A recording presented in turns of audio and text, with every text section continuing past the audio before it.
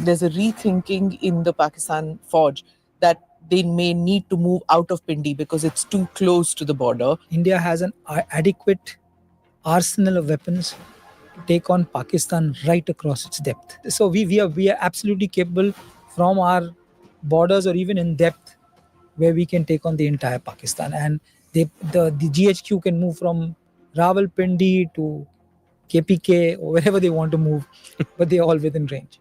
Okay. So they'll have to really find a deep hole. Yeah. How the Army Air Defense thwarted all the missile attacks and drone attacks on the Golden Temple specifically. The Golden Temple hierarchy realized there was possibly a threat when it was explained to them.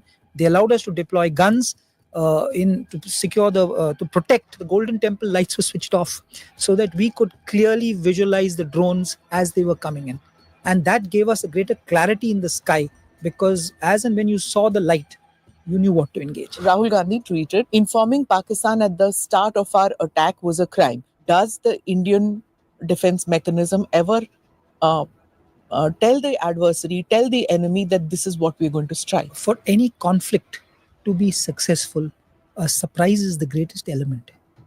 And the very fact that,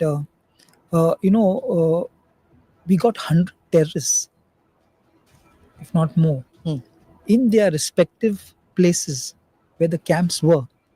I mean, that itself gives you an answer. This episode is powered by easemytrip.com. Namaste, Jai Hind. You're watching or listening to another edition of the ANI podcast with Smita Prakash. I'm joined in this conversation with my colleague Ajit Dubey. Just a reminder that we are not using any sensitive information which can be used by India's adversaries. My guest today is Lieutenant General Sumer Ivan Dakuna, currently serving as the Director General of the Army Air Defense, AAD. Thank you, General Dakuna, for coming to the podcast. Couple of things that Ajit and I want to discuss with you. But first, of course, because everything is so topical these days, we'll begin with today's news. I think I'll let Ajit explain as to what happened here. And if you could tell me about this, about what our adversary targets and how we respond to it. Pakistan Army has no legitimate targets to strike inside India, nor does it have the courage or capability to stand up to Indian armed forces face to face. Hence, it uses terrorism as a national policy and resorts to unmanned aerial weapons launched from its own soil. Drones and long-range missiles were launched and fired from his own territory, which were his mainstay. Indian military installations, civilian population centers, including innocent ladies and children, were also not spared and were considered as legitimate targets by the Pakistan military. He has even targeted religious places specifically, a case in point being the Golden Temple located in Amritsar, which is internationally renowned and a place of faith for everybody. It saw a surfeit of drone and missile attacks, which were thwarted bravely by our Army AD gunners. The Indian Armed Forces and Army Air Defense gunners will continue to defeat all his designs and thwart all aerial threats always. Thank you. Sir, this was the GOC 15 Infantry Div in Amritsar. And we had interviewed him yesterday, and we were told that how the Army Air Defense thwarted all the missile attacks and drone attacks on the Golden Temple specifically, along with the other places that they had targeted. So this is a big feat, sir. Like you have been, like the Army Air Defense has been the main obstacle between Indian cities and important places, and the Army Air Defense has thwarted all the major attacks that took place on our cities. So, well, it's very interesting that you bring this out as what has happened yesterday. But fortunately, we visualized what he was capable of doing, and hence realizing that he would target it because he had no legitimate targets across the border. Yes, explain this to people who don't understand what legitimate targets are, because we saw the soundbite. India at this stage, the legitimate targets were the terror bases. Yeah. So what does legitimate target for Pakistan mean? So he had no legitimate targets. So in order for him to, he was more interested in creating confusion, chaos internally, and hence we visualized that he would target our civil population and our religious places of fame. And hence it is very nice. While only Karthik Shashadri has only covered one part of the story, it was very nice that the head Granthi of the Golden Temple allowed us to deploy our guns. And it is possibly for the first time in maybe many, many years where they switched off the Golden Temple lights for the first time so that we could see the drone coming. I think that's what, the Golden Temple hierarchy realized there was possibly a threat when it was explained to them. They allowed us to deploy guns to secure to protect a national monument of international fame, which is visited by so many hundreds and thousands of people every day. And hence these guns were deployed and the Golden Temple lights were switched off so that we could clearly visualize the drones as they were coming in. And that gave us a greater clarity in the sky, because as and when you saw the light, you knew what to engage. So also, we've come, like you're saying, that the lights were switched off by the Granthis and by the management of the Golden Temple. We've come a long way since 1984, and all that propaganda that the so-called Khalistanis do outside of India, because in India nobody believes it, but outside of India about our Sikh places of worship. Look at the faith they have in the Indian armed forces and how they stood cheek by jowl and as one team to defend the Harmandir Sahib. Yeah.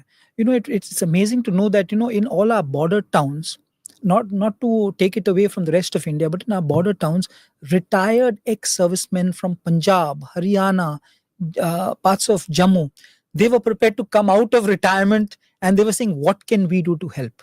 I think that's huge. I mean, if you got the local population on your side, I mean, wanting to fight side by side with you with whatever capability they had, and some of them were well retired. And we had 80 gunners coming in like this, that what can we do to help you? I think it only tells you that whether it's Punjab or it's Haryana or Jammu and Kashmir or any other parts of India, this actually rallied a lot of patriotism, especially among our ex-servicemen fraternity from the border states. Right. I think it speaks volumes about our national character. Also, the first aid, one, I need to know about the air defense mechanisms which were used in and around that area. One, that. And the second is our attack out there in just 23 minutes, how we managed to get our targets on the first day. You're talking with respect specific to? When we targeted the terror bases, it was finished. The attack was finished in 23 days. Then when they responded, our air defense mechanisms, how we stopped both. So, it's like this, that the Nagorno-Karabakh Azerbaijan clash, Russian-Ukraine clash, and even to some extent the Israeli current conflict going on, taught us about the huge capability that drones have. And, we realized that Pakistan, by virtue of its back-end support from Turkey and maybe a northern adversary as well, had a plethora of drones. And we also knew that, in order to take on an effective air defense integrated system that we have, like the Army and the Air Force are integrated in this case, he would have to saturate us. So if you see his concept of employment, he would first send in low altitude, cheaper drones in large numbers to saturate your radars. And they would also force you to open up your radars. So I think it's very important that the army looked at, not emitting, so that we didn't give out our positions. Because the moment you gave out your emitter position, his next line of drones would come to hit the radar. So what do you do then? You switch it on at the appropriate time. Okay. So you switch it on when you realize that the target is within your gun range. You switch on the radar intermittently, slew your guns and engage the target. But if you continuously emit, that's what the drone is wanting you to do. Saturate your screen and then bring in someone from the rear, an armed drone, and then hit your radar as a kamikaze drone. So I think that the training that we did, actually we anticipated this, and you won't believe that about maybe on the 26th, 27th and 28th, we did a simulation exercise at the behest of our army chief in the border areas, where we simulated drone attacks on the weapon system. So sir, April 26th, 27th, you carried out an exercise of a drone attack from Pakistan. Yeah, it was not from the border, but it was internal, on the Internal. border. Okay. But we actually wanted to our gunners and our operators to actually hone their skill and see how do you detect. So we started off at 5:30 in the morning, if maybe 26 for the first day. Yeah. So we started 5:30 in the morning, where we had multiple drones coming in to train our people. So that, because if you have a saturation raid, and how do you react, and how do you not switch on your radar till as late as possible? And how does this information go laterally to people?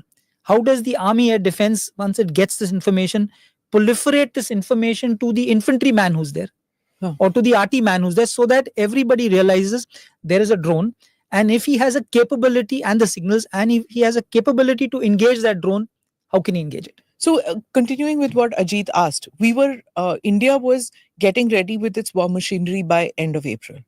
We knew that there's going to be some kind of a proactive measure which India is going to take. So, it's like this, that the air defense is a defensive measure. The air defense is not an offensive. The air defense is something where you protect your own airspace. So, by a trickle method, we gradually built up our air defense right along our western borders. I think so. That's how we actually, got the troops familiar with terrain, because we initially deployed not on a VAVP centric mission that we normally do. What does that mean? So what happens is that normally all air defense resources, because ours is a big border, we have about 3,500 border with Pakistan. So you can't have air defense right through. So you have vulnerable points, vulnerable areas which are pre-identified, which are allocated air defense resources. Like if you have an ammunition dump, or you have an airfield, or you have a logistic base, or you have even some population centers, or you have a temple like the Golden Temple. So you predetermine where you want to put these. Now, some of these could be at the border, some of these could be 50 kilometers, some of them could be in the rear areas of the tactical battle area. So what we did initially is we pushed up as much guns as far forward as possible, because we realized that the efficacy of the guns is the most important against drones. Okay. No, but look, for Pakistan, it's a thin strip of land. So for them, the depth is not there all that much. We have a greater depth. But yet now that the drones also have a longer range. So for us, will we have to go as far back as Delhi now, Haryana, Delhi, because how far are we? So the drone range comes there also, right? So in case of a Sindoor plus situation, if it happens, will we have to have guns along nearby too? No, so it is like this, that the air defense role has been divided between the Army, Navy, and Air Force. To look after India's airspace. And while the Air Force is the primary respondent, but each of us, so the Army looks after the airspace in the rear and the rear areas in the TBA, tactical battle area. So we look after the entire TBA. The Air Force looks after rear air defense. So major refineries, major cities like Delhi, they would all come under the gambit of the Air Force air defense. So assuming that you have an effective identification system in place, like a good radar system in place, which is capable of detecting these drones, and you have a reasonably good engagement in a couple of tiers of defense. So you have a gun system on the first tire, maybe at 3 kilometers, then you got something at 10 kilometers, and then you have a leaker which comes through to be very unfortunate. But assuming that you have multiple tires, it is not sequential, but the best weapon takes on the drone. So I don't think there is fear to areas in depth. I think the air defense of the country between the Air Force and us proved that in the 2-3 days of conflict, in spite of the huge barrage of drones that came pan-Western borders, we have not really had civil casualties. But they did use not just cheap drones, they used Barak, Shapar and the others too, right? So how did we take those down? So, it is like this, that... And who did? Yeah, so every weapon system, whether it's a gun or a missile, a V-SHORAD, a shoulder-fired missile, or the Akash indigenous weapon system, or the MR SAM, they all have a certain altitude of operation. So, like the guns have an altitude of between 1.8 to 2 kilometers. And then you have the V-SHORAD, the next level, go up to 3.5 kilometers. So, Then you have the Akash, which can go up to 18 kilometers. The MR-SAM, which goes up to 14 kilometers. The S400 goes up to 18 kilometers. So depending on the target which was being picked up and the cost, I mean, you realize if a plane is coming, then it's the S400. If it's an AVAX, it's an S400. If it's a smaller drone like a UCAV, then an S400 would be too expensive to use. So then you use the MR-SAM or use the Akash, and it still comes closer, then you use the gun. And so the altitude of ingress decides the best weapon system. And in an automated system like the Aksahteer that we have currently, it's a fantastic system. It is still in the process of rolling out, but it has a system of between the ISCCS of the Air Force and the Aksahteer of the Army.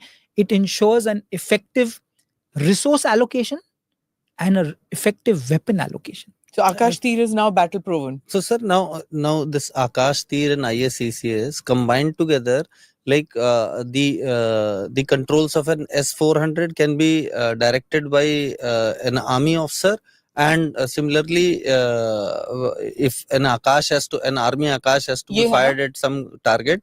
No, that's the Osaka, which is on top, Osaka. Okay. and there's a reporter radar below. Okay. But on the left-hand side is your Akash in some form. That's basically a 3D TCR radar as well. Okay. So now, sir, you can your person can ask a S400 to engage a target with integration of the command and control systems, and they can ask you to engage a target using an army Akash. Is that so? Yeah. So as part of the CNR, the S400s is completely ICCS controlled. Okay, sir. Because the cost is so high, and it provides more of an area air defense. So that is predominantly with the Air Force. This time we had the Akash and all the weapons below Akash under the control of the Joint Air Defense Control Center of the Army Air Defense. Yeah, so that's where the Aksahteer is based. That's the heart of the Aksahteer system. This is the ISCCS. Yeah, this is the command where interesting picture which we had the other day, Marshal Kapoor, and we discussed this picture out there also. So this command center decides what is to be hit, and you have where. a similar Aksahteer command. Ours is much smaller. Ours just has 3 computer modules at each level. Okay. So we have rolled out Akash. In fact, the complete translation of the ICC's picture to the tactical battle area is through the Aksahteer. It's the most fantastic system where you have a centralized picture defining what is enemy targets, and it comes down. And it goes down right as far forward as the weapon end. Okay. So, I mean, what has it done? Just to give an example, we did a demonstration about 6 months ago in Delhi, wherein the ICCS picture from Ambala of the Air Force went to the JDC of the Army in Pathankot. And finally, it came into the command post in Delhi in the parade ground to show you and it was all in milliseconds. What do you do? Do you close airspace during this time? What do you do? No, you just emit your radars, you get your picture. So the Air Force has its surveillance radars coming from the front. We have our radars coming, which are smaller ranges, coming from the lower end. And this fusion takes place. It's a multi-fusion sensor fusion of data which takes place. And that's how you get a recognized air-space picture. So that in that recognized picture, you're clearly told that this particular set of aircrafts are enemy aircrafts. This helicopter is an enemy helicopter. And this interrogation can take place upwards or downwards. So it's tremendously flexible. It provides great amount of latency. And the next concept that we are looking at is, while this is a centralized system, how do we look at centralization by incorporating distributed networks? Explain. So distributed networks is giving you a flexibility that wherever the least distance, it's a plug and play model into the automated system. So you get into a system, into the Aksahteer, plug and play it. If you have a dronal attack, it joins the system. So it's the next system. So that gives you tremendous redundancy. It gives you tremendous situational awareness. It gives you a capability to scale up your whole transmission of data. I think that's huge capability that we are looking at. And especially because drones coming in, imagine if the drone picture has to go all the way to the ISCCS and come down, although it's in milliseconds, you can't have so much of allocation done. Whereas if the front command post does it, then he passes instructions to everybody that you got a drone attack coming in, take it on. So the VR SAM and the QR SAM, tell me, were they used? We've seen pictures of that. So were they used? How are they used? Were they effective or not? So the MR SAM was used, yes, definitely by the Air Force. The Pichoras were used by the Air Force. The MR SAM was also used by the So, Army. when you use them, when you say you used them, it was, we don't want to know the details about where and things like that, but were you using all these systems, and are they now battle ready? All these systems is the first time, I'm presuming, that Yeah. in a Yeah. conflict that they were used. So it is like this, that the rollout of the system was complete in north of Jalandhar. Hmm. North of Jalandhar, the system was completely rolled out. South of Jalandhar, the system was in the process of rolling out.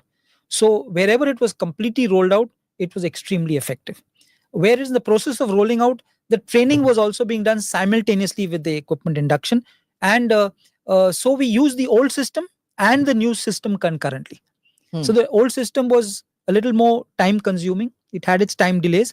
The new system is absolutely in milliseconds. So we used concurrent systems to ensure transmission of data to engage. And these are both indigenous? The Aksahteer is completely indigenous. The IACCS is completely indigenous. The DPSU Bell is the person who has integrated this whole concept pan India. So every corps has adequate every corps has a JDC, that is a Joint Air Defense, by the Army, and it has got multiple command posts at each level to take this picture right down. Okay. So when you brought up the question of the importance of the Akash weapon system is totally integrated, the MR SAM is totally integrated. The IGLAs, I mean the VSHORADs, couldn't actually get integrated because that is phase 2. Okay. We are not able to actually give this picture to the shoulder fired launchers so far, and the Zoo guns, because they are fair weather systems.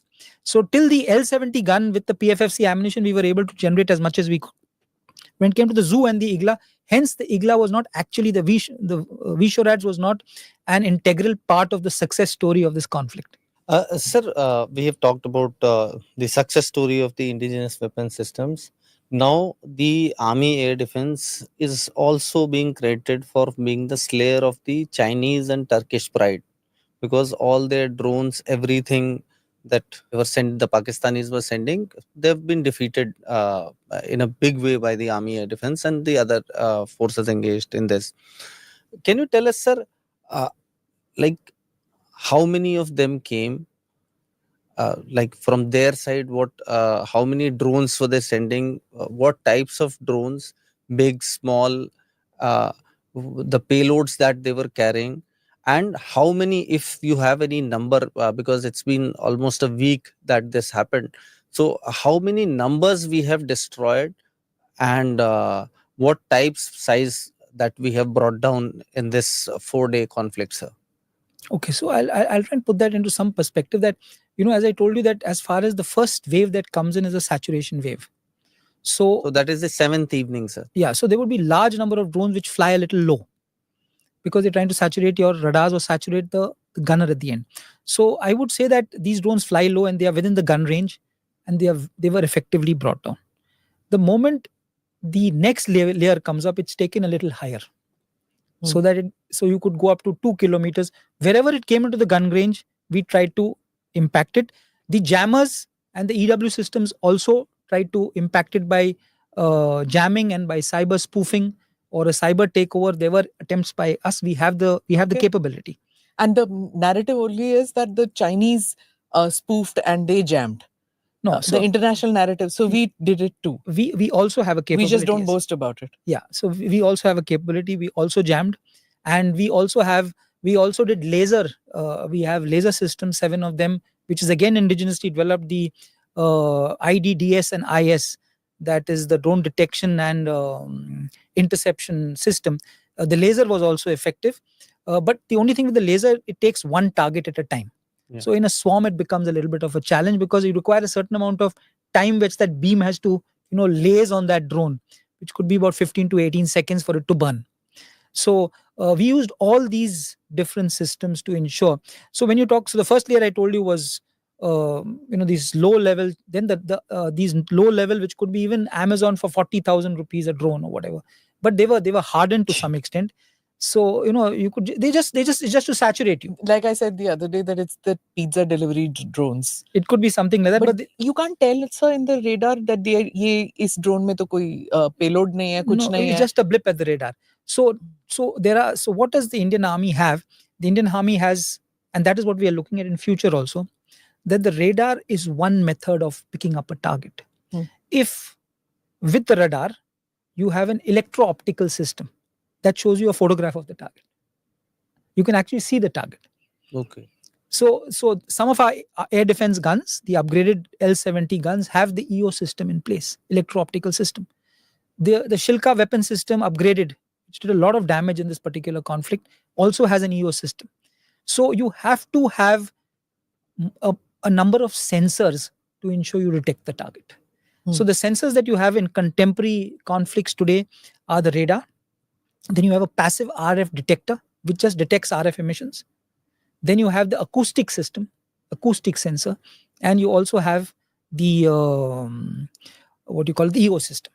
So a complementarity of these four sensors is very important to ensure you can detect. How much did they learn from the Hamas conflict to send these drones? Is that kind of what the Hamas did to Israel? Is that the same tactic that they use, that just saturate us with drones? Yeah, but in the Hamas conflict, they actually had human beings flying in and saturated their systems. That's the first day Yes. when they did it. Yeah. But they've been using it for years now. Yeah, but the saturation was not at that density. Okay. So you had about 1,300 Hamas flying in on the first day. So yeah, that saturated and created. But subsequently, that Iron Dome is all the time it has to fight this it has to swarms that keep coming in. You have to have, so hence it is very important, as I told you, to have distributed networks to be able to take on the system, because otherwise you imagine every communication system has a certain amount of bandwidth. That means it can carry so much of data of targets. Now if it is made for say 500 targets and you have suddenly 1,200 targets, so you choke your systems. So I think this distributed network is a very important thing to ensure that you protect your system from being choked and being operationally effective. When it comes to drones, what I want to know is, like, when your adversary purchases an aircraft or a submarine or something, it's an international deal. It can't be done undercover. Everybody knows that X number of aircraft have been bought or shipped or whatever. Or some guns. But when it comes to drones, nobody knows na कि कितना order किया है, क्या आ रहा है, इसमें क्या payload डाला है. So there is an element of surprise, and even these loitering munitions that everybody is talking about, वो भी नहीं पता चलता कि adversary ने कितना खरीदा है. So how does one deal with this kind of a situation? That's a brilliant question, because it is like this, that over the years, the concept of air threat, the numbers, the quantity of aircraft, as you brought out, we knew Pakistan had so many aircraft, China had so many aircraft. You could fly an aircraft 4 times a day. Your pilot to cockpit to aircraft ratio was so much, so you could generate so many sorties per day. So it's on the basis of this that our ammunition calculation was done.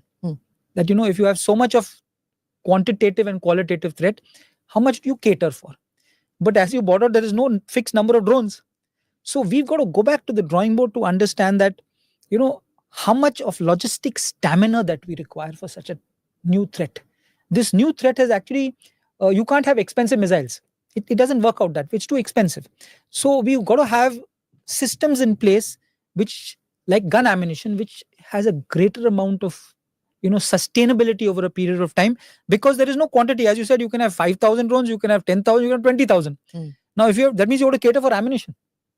And I think we've got to get back to understand that how do we cater for this ammunition, because it's not quantifiable in numbers.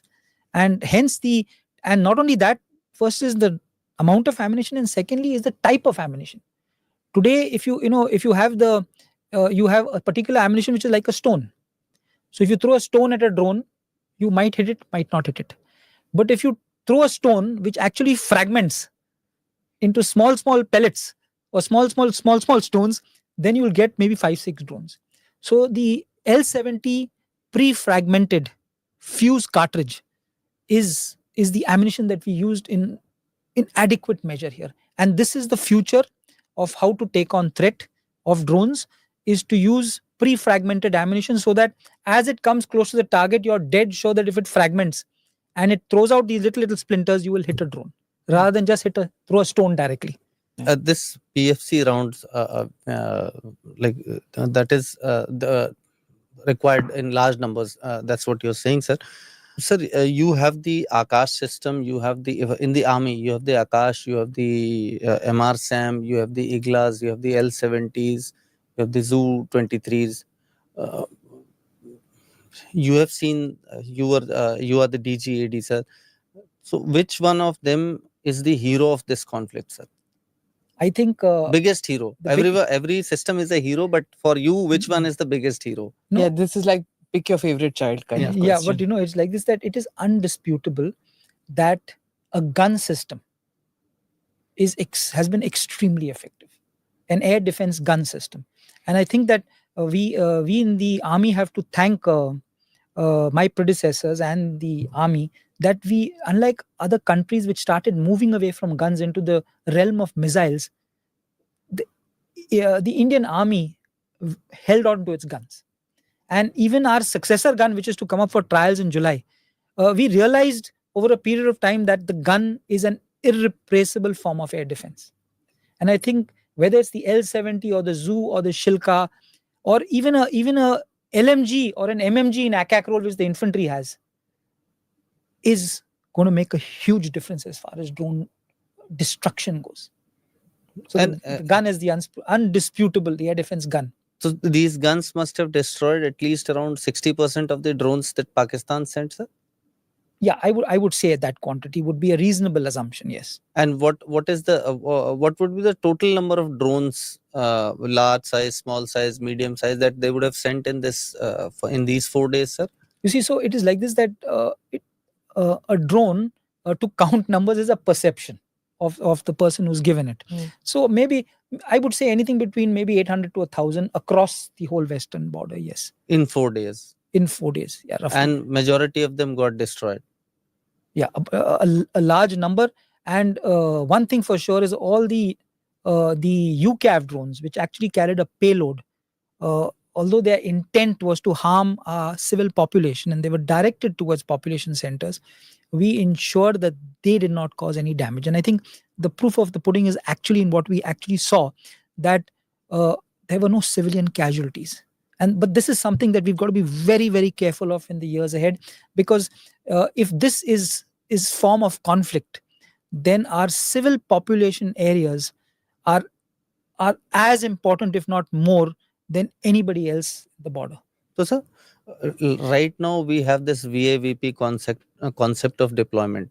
So what you're saying... Explain. Don't use so much of terminology that people won't understand. Ma'am, we have already explained that vital areas and points where like very important installations and offices or temples, all those things.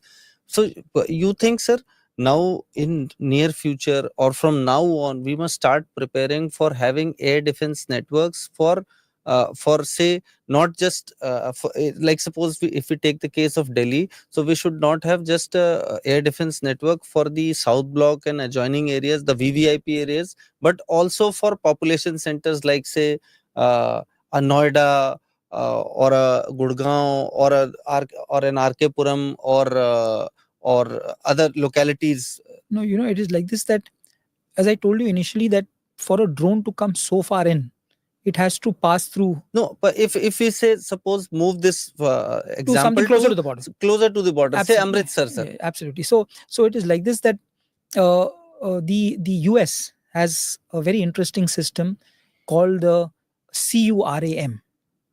It is counter to rockets, artillery, and mortars. So they have a gun which fires at about 4,500 rounds per minute. And they are largely at population centers. So they are meant to protect population centers. The Iron Dome is another concept which you spoke of. Is again, since Israel of course is small, but the Iron Dome is also a form of a population center protection. Because all our cantonments now are around population centers. Pehle hota tha that it was a little further away, but our cities have grown and now cantonments have become right in the middle of the city. So they have become Vulnerable. also vulnerable, right? The civilian population is all around the cantonment area. So when you say Badami Bagh or something like that, it's or Ambala or whatever, the flyover goes over Ambala Cant. So all of them have become, or Chandi Mandir or any of these Absolutely, places, ma'am, they become vulnerable too, right?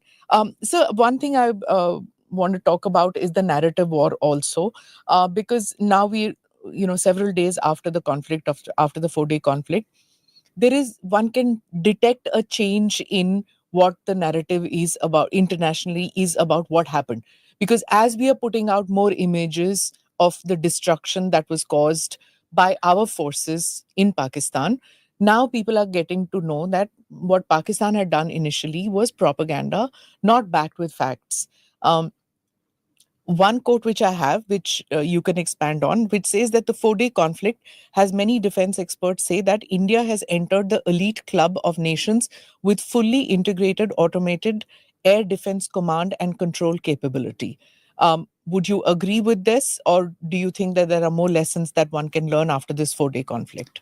No, I think that I think there's tremendous work in progress that is required.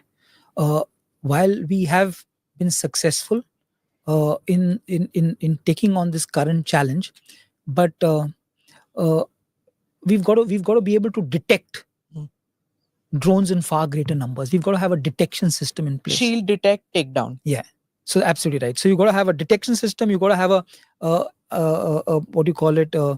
After detection, you must be able to identify that it is an enemy drone, and then you must be able to proliferate this information to destroy it as much fast as possible. I think that is something that we've got to work on, so that you can make sure that you bring them down in as many numbers that come, and a very very minuscule number, if any, get across if you've got couple of layers. Okay. So I think that's very important, that we don't rest on what we've achieved. We've got to take it ahead. We've got to have the Aksahteer play out. Aksahteer is largely has not been configured in the drone domain, the drone warfare domain. So you got to look at how does drones management systems work. So that the Aksahteer is largely for aircrafts, helicopters, and for UAVs of bigger types like the Searcher and the Heron and the TB2 and all that. But when you talk about smaller drones, the system has just been put through its first test. But we got to strengthen it. We got to have greater amount of sensors involved in it. We got to have types of sensors involved in it, and then be able to disseminate this information as quickly as possible, so that our interdiction and destruction of this threat is as far forward as possible. Is the adversary doing the same? Would be. I'm sure. Okay. I'm sure. After all, if you see today between Russia and Ukraine, this catch-up game is on a daily basis. So you find one day the Russians claim a huge success with their drone capability, then the Ukraine comes in with some newer capability. So you just see in the matter of the last 8 months how conflict has changed. You had drones which were on simple industrial, scientific, and medical frequencies. The moment that was being taken down by jammers, then you had autonomous drones which would know where to fly. Then you had tethered drones which would have a cable taking them up. Then you had 3D printed drones which had the terrain which was mapped, which would fly as per that. So you just see how the phenomenal evolution of drones has taken place.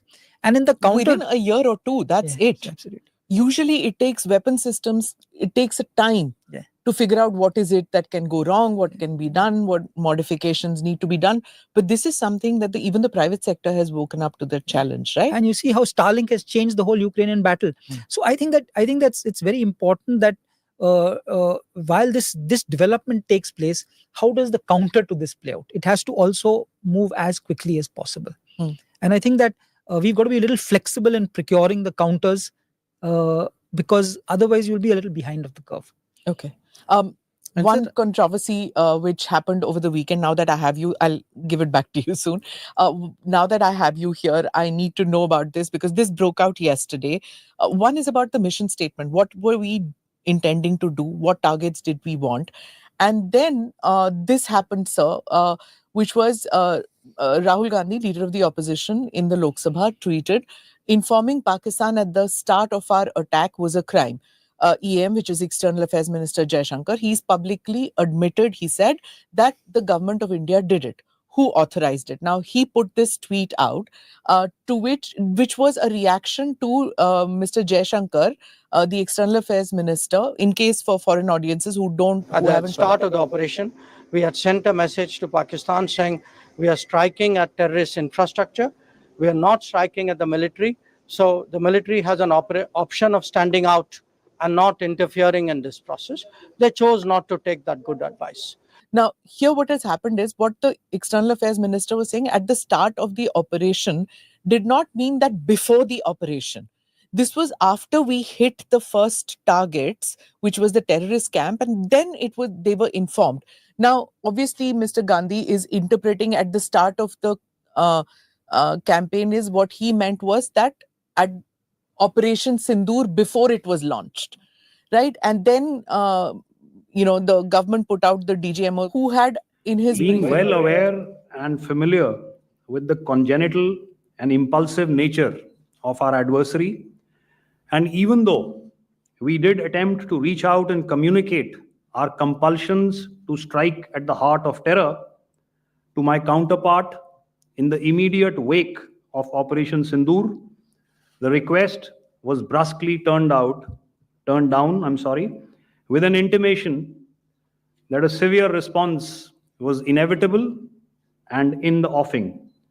We were, of course, prepared. Operations on the 7th and the 8th, Air Marshal Bharti spoken about. So basically, we were all at these briefings and press conferences. Ajit was there too. So what had happened was that the DGMO briefing, the other briefings, everybody told us the sequence, which is that the strikes happened on the terror targets. Subsequently, the Indian defense told their DGMO that this is what we're doing. DGMO did not respond. Said, do you want to talk? Do you want to? DGMO did not respond and said instead that we'll be striking back. They struck back. After which we struck the second day, which was we took out their air bases and the air defense, whatever they had, all the targets that were there. This was the sequence. But somewhere the confusion occurs is when, at what point. Now, what is the SOP out here? Does the Indian defense mechanism ever tell the adversary, tell the enemy that this is what we're going to strike? Does that happen? No, I think that for any conflict to be successful, surprise is the greatest element. And the very fact that we got 100 terrorists, if not more, in their respective places where the camps were. I mean, that itself gives you an answer. If this was so clearly enunciated before that I'm coming and I'm going to target your terrorist camps, then they would have been empty. Like it had happened, what they claim happened in Balakot. So the very fact that we got big names. I mean, the very fact that we got big names in the Pak terrorist hierarchy only tells you that the matter of surprise was at its highest. And I think that's the way I would, that's the takeaway, that, if there was any pre-information and also telling somebody that you're coming for the terrorist camps, then they would have been empty. Let's come to the objectives. What was the mission? What were you told has to be done? Well, as an DGAD, I was told to provide air defense. But if you look at it in the broader context, I was told to protect our airspace.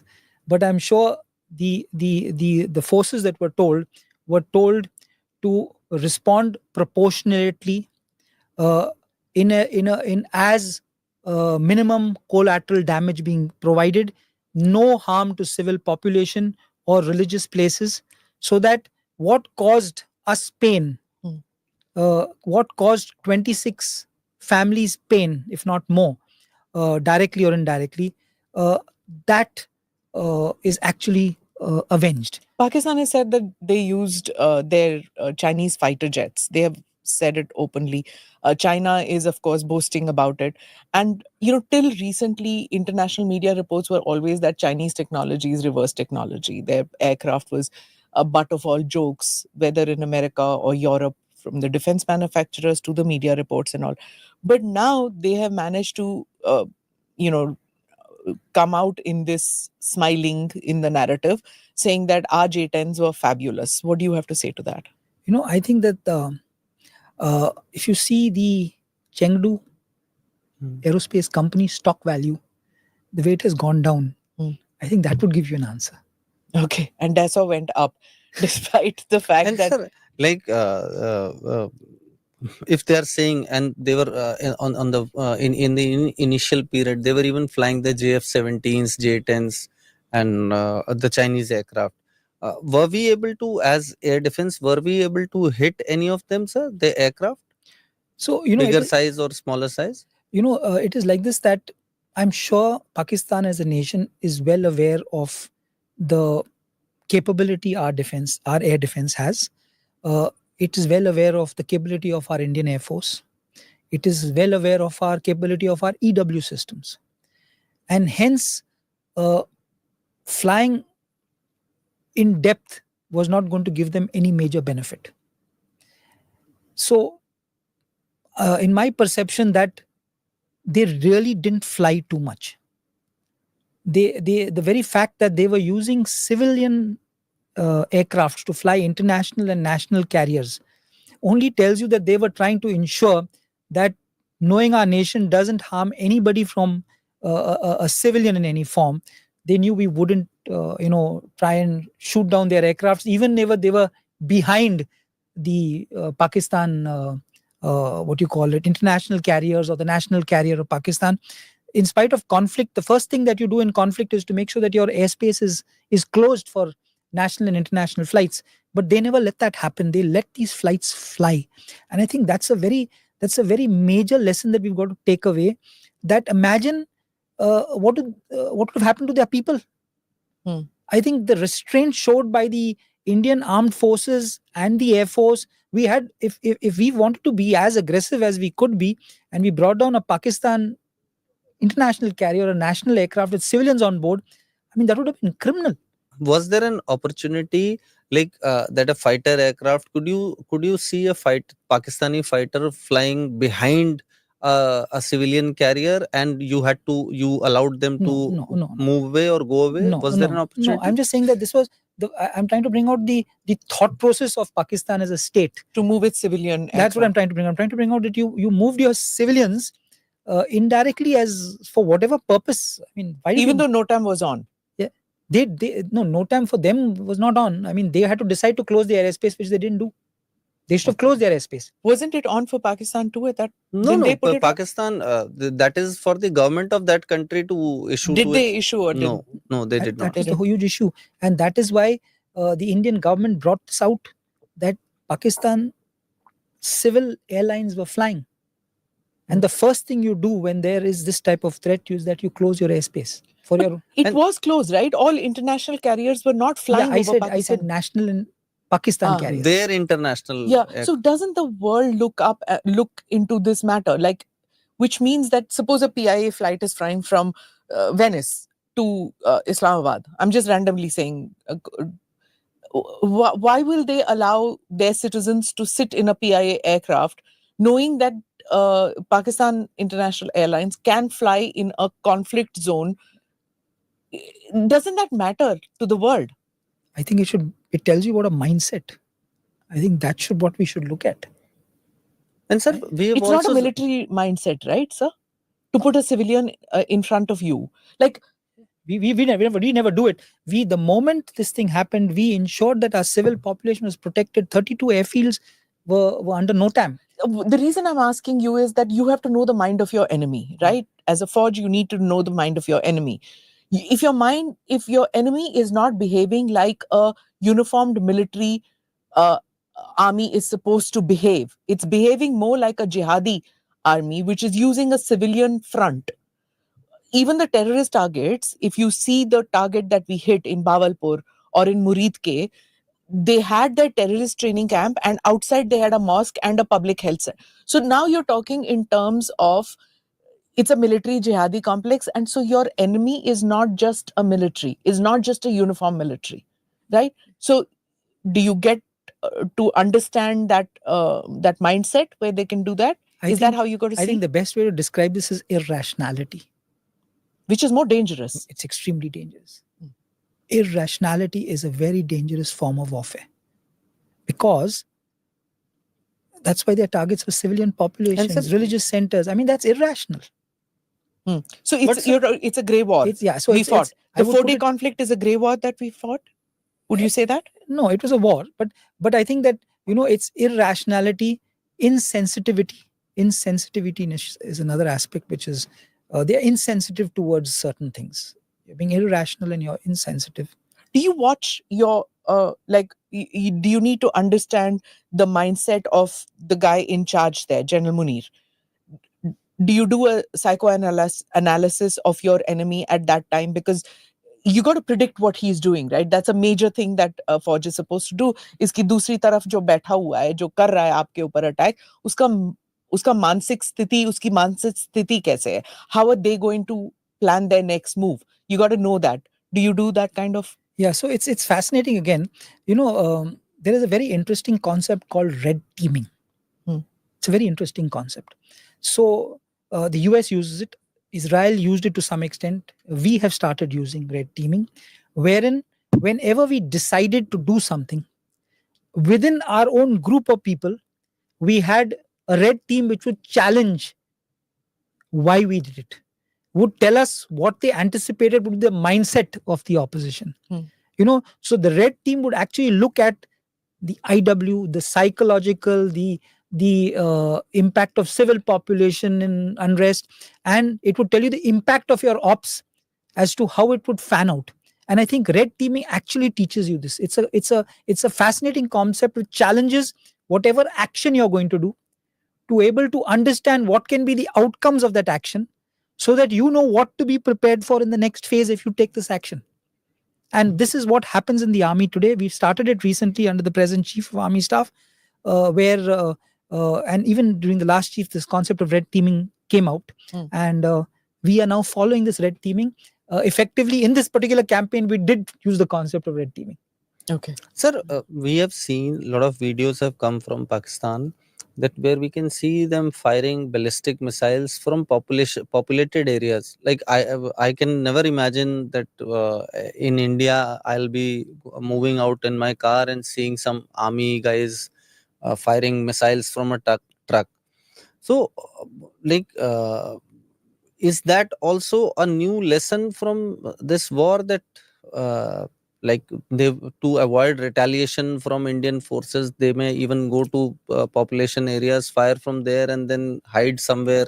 Isn't it something like what happens in Israel Hamas conflict, where they fire from the Hamas terrorists, fire from populated areas, then hide in the same houses, hospitals, and then act as if nothing has happened, and then when hit they claim when civilians die they claim victimhood. So it's something that we've grown up learning, that whenever you fire an effective weapon, you're liable to be detected, and hence after you shoot, you scoot, and you move into something called a hide, which is pre-planned and pre-designated. So our forces, whenever we fire, not to be getting, you'll immediately get a counter attack in that particular with the weapon locating radar. The first thing we do is after we fire, we go to a hide, and a hide is nowhere near a population center. It's in a proper predetermined camouflage place, so that you protect your weapon system and you protect your crew. But this is something that, yes, Pakistan gets into population centers. I mean, what do you do? Just one of those things. It's a concept that we are seeing now, and it's a concept that we are aware of, and we've got to think as how we're going to deal with this in future. So after we hit Chaklala and things, there's now in the Pakistani media there's a lot of talk that there's a rethinking in the Pakistan Fauj that they may need to move out of Pindi because it's too close to the border. They may need to move safer zone. But then the problem also occurs is because of their geography. Where will they move? How much can they move away from the border? it all comes within the range. And I think the another thing which people find fascinating is that we did not attack anything in KPK. We didn't attack anything in Balochistan. So that also is playing a lot on the minds of the Pakistan people, which is reflected in the media. That look at them. They're making us talk about moving out from Pindi, from GHQ, moving the GHQ further away, and at the same time, they have made it clear that हम बलोचिस्तान पे attack नहीं करेंगे, हम KPK पे नहीं attack करेंगे. No, I just like to say that India has an adequate arsenal of weapons to take on Pakistan right across its depth. So from its broadest to its narrowest, wherever it is, the whole of Pakistan is within range of. So we are absolutely capable from our borders or even in depth, where we can take on the entire Pakistan. And the GHQ can move from Rawalpindi to KPK or wherever they want to move, but they're all within range. Okay. So they'll have to really find a deep hole. Yeah, something really deep. And even not just our striking range, sir, even our defending range is wider than Pakistan, with the S400 coming in 400 kilometers plus. So that's not the. Did you see the entire crowd in India? Everybody on social media, S400. कहाँ है S400 का picture? कहाँ है? Where did we strike? How many more? And then there's a very famous YouTuber of Pakistan who yesterday put out a video in which saying, भाई हमको भी सोचना पड़ेगा, ये S400 तो हमको भी खरीदना पड़ेगा. So there's this admission that they need to widen their purchase. They're very upset. You know, initially they were upset कि हमारी YouTube बंद हो गया. We can't put out content. दूसरा, when you know धड़ाधड़ every 4 hours there are pictures coming out from our forge where we are showing now the visuals. So tell me about that, the impact of this time in this 4-day conflict, of all the imagery that has come out. So everything backed with facts. How much does that play? How much impact does that have on the forces also? We know the impact it has on our people, but what is the impact on your men and women who are in the field, and on the enemy? So it's like this, that our job is to protect our sovereignty, our people, and if we've been able to ensure that no harm has come anywhere, I think it's tremendous satisfaction for the defense services of the country. I mean, all the forces together. That it's just unfortunately 5 soldiers who lost their lives, and it's very unfortunate that it happened in this whole conflict. So I think that the very fact that we've been able to protect our motherland from this onslaught, which was aimed at causing a lot of problems in population centers and in our cantonments. I mean, the very fact that we've given this reassurance to our people, not only to our civil population, but let me tell you that a lot of our own Jawans, officers' wives were staying in cantonments. And they were also equally concerned about these drone attacks. And the very fact that we ensured that this did not manifest in any casualty, I'm sure it not only made the soldier feel proud, it made the families feel proud, and finally the population of India feel proud. I think that's the takeaway. Another thing which people have is like, itni jaldi kyun khatam kiya? Lots of people saying, why did we end it so quickly? And why we all the time saying we hit because you were going to hit us? Why is this? Why does the Indian army always have this defensive posture, that we are a defensive army? I think that the way India is growing as a nation, it's a responsible nation. It realizes that with economic growth comes a certain amount of responsibility, and with that responsibility, we put restraint on ourselves. And I think that's the major takeaway. It's not that why did we stop. I think responsible nations, progressive nations, economically stronger nations put self-imposed restraint so that we know when to put a halt to things. Okay. Sir, just wanted to ask you about your Corps of Army Air Defense, sir. Now, I've been covering defense for the last 22 years, sir. AD was never at the forefront of war. AD was considered कि हाँ ये भी आएंगे, इनका भी बहुत role होता है. It was all the so and so corps will cut Pakistan into half. Infantry. Infantry, armored, RT, that they deliver death from a distance and all that. Now, ADs, everybody is talking about how strong our AD is. How is the feeling as the DG of the Army Air Defense, sir? And how do you see the role expanding in near future, and how the importance of AD has gone up, sir, within the organization? Yeah. So I think that, while Army Air Defense were always looked as an important combat support arm of the Army, but we always felt that the decisive uh, factor would be, at with the armored corps and the artillery and the mechanized at some stage. But with population densities having increased, with obstacle ridden terrain having increased, and with an RMA, a revolution in military affairs, bringing in drones and changing the concept of air threat, I think that the Army Air Defense or the air defense has undergone a whole, a new a rethink as to how this threat will manifest. And I think that is how Army Air Defense is. The people have realized that without a strong air defense, I mean, if you can't protect your own airspace, then if this is safe, then you can go ahead and achieve what you want beyond that. So the roles are very defined. But I think this particular change in drones and UAVs and whatever UCAVs has brought into the fore that air defense and EW make a huge battle winning combination wherever you want to field them. It's the government called it an impenetrable wall. The statement was India's air defense systems, combining assets from the Army, Navy, and primarily the Air Force, performed with exceptional synergy. These systems created an impenetrable wall, foiling multiple attempts by Pakistan to retaliate. So it's a lot of responsibility also on you now, because we are still in Operation Sindoor is still on. So to keep that impenetrable wall still stationary and working, जैसे बुलंद दरवाजा जैसे कहते हैं, to keep that on is a great responsibility still. Yeah, so we are continuously looking at where are the possible gaps, what could be our vulnerabilities, which particular part should we strengthen, how should we deploy and strengthen that particular aspect. So it's work in progress.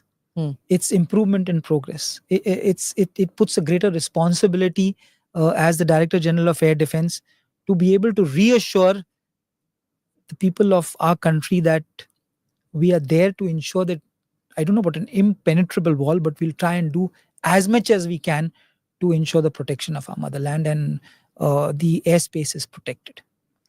Sir, lastly, I want to ask you, sir. We talked about the religious places that the Pakistanis were trying to hit.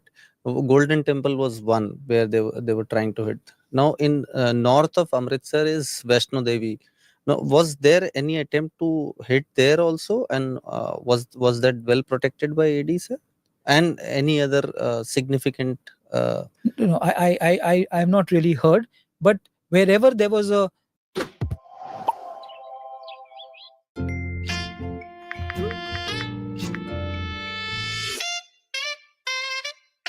दिन बड़ा pimple आ पड़ा 6 herbs का दम 3 दिन में pimples कम try Medimix anti pimple face wash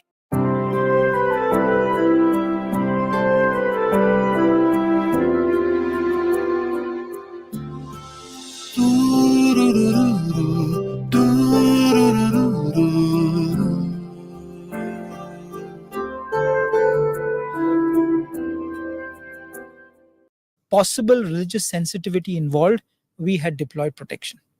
Wherever there was a possible religious sensitivity involved of any community, we ensured that there was a certain amount of protection. But specifically, whether a particular religious place other than the Golden Temple was targeted or not, I wouldn't be able to comment. It's too early.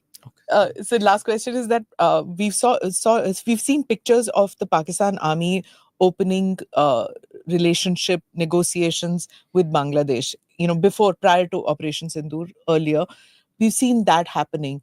Do you see this bloodied army now using that sector, the airfields there, Are we going to be talking about building this impenetrable wall of air defense on that side too? Because Bangladesh could be used as a fertile ground to attack us from there. So I think that we analyze our vulnerabilities at regular intervals. We look at how do we take on threats and how they're going to manifest, and we're definitely looking at how do we strengthen wherever our vulnerabilities lie. Hmm. So whether it's in the form of stronger surveillance measures, a stronger detection capability, and a better engagement ability. Hmm. So this is an ongoing process. Okay. And as threats manifest in whichever form, wherever they come out from, you have actually to. I mean, the best way is to be able to visualize them. That's what we are paid for. Visualize the threat and plan how to mitigate, if not reduce, that threat. Right. On that note, thank you so much and wishing you all the best for the future. Thank you so much, ma'am. It's been a pleasure meeting you for the first time, and of course, speaking to Ajit and you. And it's wonderful that you actually captured the fervor of the Indian population and the people of India as you spoke to me. Thank you. Thank you, sir. Thank you, sir.